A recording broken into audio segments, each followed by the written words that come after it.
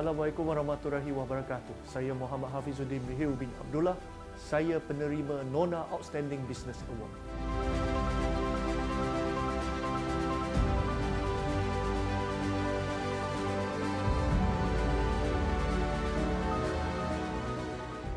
Saya merupakan pengasas kepada TDC Holdings dan Berhad. Syarikat ini diasaskan pada tahun 2016 dan kita fokus untuk jualan produk kesihatan, sama ada dari segi makanan ataupun minuman yang fokus kepada pembinaan imunisasi badan. Dan pada tahun 2016 kita bermula di Kelantan. Pada hari ini kita sudah berkembang ke seluruh Malaysia dan kita sudah pun ekspor sampai ke Brunei dan Singapura. Jadi syarikat ini menjalankan perniagaan berasaskan kepada sistem pengedaran ataupun dealership system, dan pada terkini kita sudah mempunyai lebih kurang 300,000 orang pengedar di seluruh Malaysia dan Brunei. Begitu juga kita ada lebih daripada 100 stokis di seluruh Malaysia termasuk Brunei Darussalam. Setakat ini jualan kita daripada 2016 bermula dengan sekitar 120 lebih ribu setahun, sudah meningkat sampai ke 100 juta satu tahun. Sebenarnya idea untuk perniagaan ini pada mula diasaskan sekitar tahun 2016 sememangnya sebab berdasarkan satu fobia pada dulu-dulu. Sebab seperti apa yang saya cerita tadi, kita bermula perniagaan ni di Kelantan sebab saya pun belajar di Kelantan, saya student di Kelantan dan saya pernah mengalami satu banjir besar pada tahun 2014 di mana rumah sewa dan kereta saya benar ditenggelam sampai ke bumbung dan memang total loss lah boleh kata kereta semua tu. Jadi saya berasa ingin membina satu perniagaan yang berlandaskan jikalau boleh 100% adalah melalui online. Tapi memang tak mungkin lah sebab kita penjualan produk tetap akan ada physical store, tetap perlu ada stok dan warehouse. Jadi saya nak cuba semaksimal mungkin satu perniagaan yang boleh melakukan jualan secara online.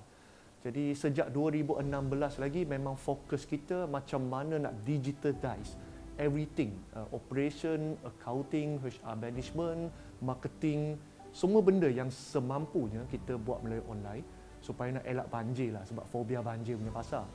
Jadi apabila pandemic hit on the year of 2020, jadi sebenarnya kita sudah ready in term of digitalization, digital marketing, online support.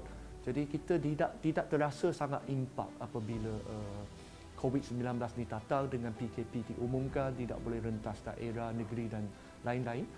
Sebab memang dealer kita diajar untuk melakukan segala transaksi online.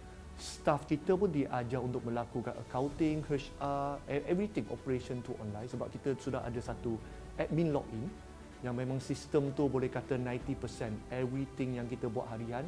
Jadi benda itu mungkin memberi sedikit kelebihan kepada TDC, kepada syarikat kita untuk teruskan perniagaan kita sebab kita sudah set up online since 2016. Dan apabila pandemic hit, tiba-tiba dia seperti menjadi satu advantage sebab selama ini kita sudah melabur berjutaan ringgit untuk develop this kind of system. Jadi tiba-tiba this system become very important. Jadi sangat-sangat mustahak untuk TDC terus survive. Malah apabila kita boleh survive and other company closing down, maybe, I'm not sure, dan juga banyak orang hilang kerja, hilang perniagaan, mereka cuba untuk cari sesuatu sumber pendapatan yang alternatif. Dan kemungkinan TDC menjadi salah satu pilihan alternatif kepada mereka untuk menebusilah faktor PKP dengan hilang pendapatan ini. Jadi saya rasa ini antara faktor lah yang penting kenapa TDC punya jualan boleh meningkat dengan bertambah-tambah. Itu dari segi mungkin strategi pemasaran.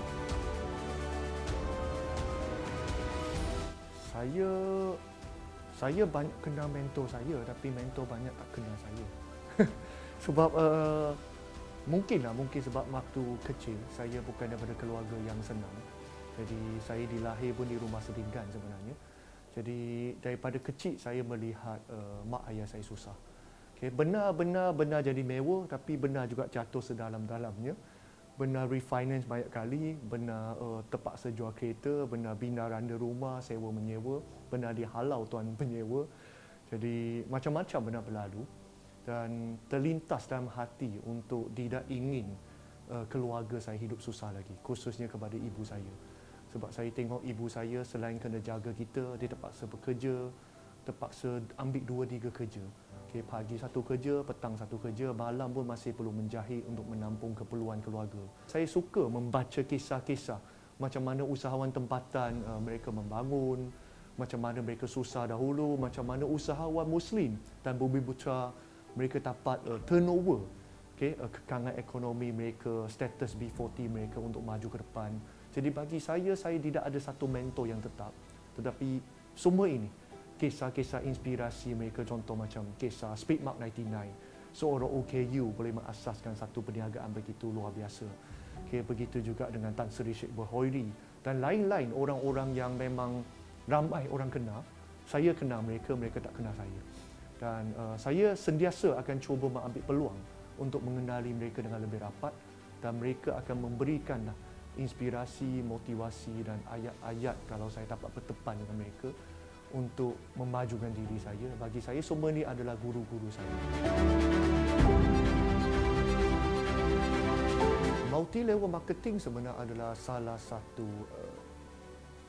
satu kategori di bawah satu gelaran yang namanya jualan langsung ataupun direct selling. Jadi sejujurnya di pasaran di luar sana penuh dengan MLM. Okay, tanpa kita sedar, kalau kita ada geraran gunanya sistem dropship, pernah dengar sistem dropship, sistem agent, sistem pengedar, ataupun sistem wakil jualan dan so on and so forth. Sebenarnya semua ini adalah di bawah salah satu kategori daripada tiga ini. Okay? Contoh kalau kita nak kata Shopee pun mungkin terjatuh di bawah akta jualan langsung dalam jualan post. Masyarakat tidak sedar sebenarnya mereka secara tak langsung dalam hidup mereka sinonim dengan MLM. Jangan terkejut kalau Astro Go Shop sebenarnya ada CJ AJL ataupun CJ akta jualan langsung sebab mereka juga salah satu bentuk MLM ataupun direct selling. Astro Go Shop ada CJ jualan langsung. Jadi begitu juga dengan Selcom, mereka ada CJ jualan langsung. Maxis sebab mereka ada lantikkan ejen, stokis daerah, stokis negeri, dealer-dealer yang jual di kios untuk SIM card, untuk mereka postpaid, prepaid, ataupun syarikat seperti Cukur, Kowe, sebenarnya mereka semua di bawah direct selling. Jadi begitu juga dengan TDC dan juga banyak lagi syarikat di luar sana. Tapi sebab stereotype mereka apabila mereka terfikir MLM, mereka akan fikir skim cepat kaya. Sepanjang pandemik COVID-19 ini, kita boleh nampak banyak perniagaan sudah tutup. Okay, mungkin orang nampak perniagaan tutup tu satu musibah ataupun satu masalah. Tetapi sebenarnya itu juga satu penyingkiran secara semula jadi yang berlaku, yang menyebabkan banyak sangat perniagaan tutup, tak akhirnya menciptakan peluang-peluang kepada para usahawan baru. Jadi kalau ada orang yang berniat nak niaga, mungkin dulu dia ada 100 orang pesaing. Tapi sebab pandemik COVID-19 ni, separuh daripada itu sudah tutup kedai. Jadi persaingan tu mungkin akan jadi kurang sengit dan macam mana pun hidup akan diteruskan. Jadi semua itu memberikan satu peluang, a new challenge for us, tapi is a new opportunity for us. Jadi pandangan saya jika ada orang ingin mula menceburi bidang keusahawanan, it's a very good timing. Sebab sekarang orang baru boleh keluar, orang dah kemungkinan ada kumpulan yang sudah simpan duit lama nak belanja, setahun setengah. Okay, ada kumpulan juga dia tak ada masalah gaji, seperti orang kerja kaki tangan kerajaan mungkin, dia dapat bonus, dapat allowance.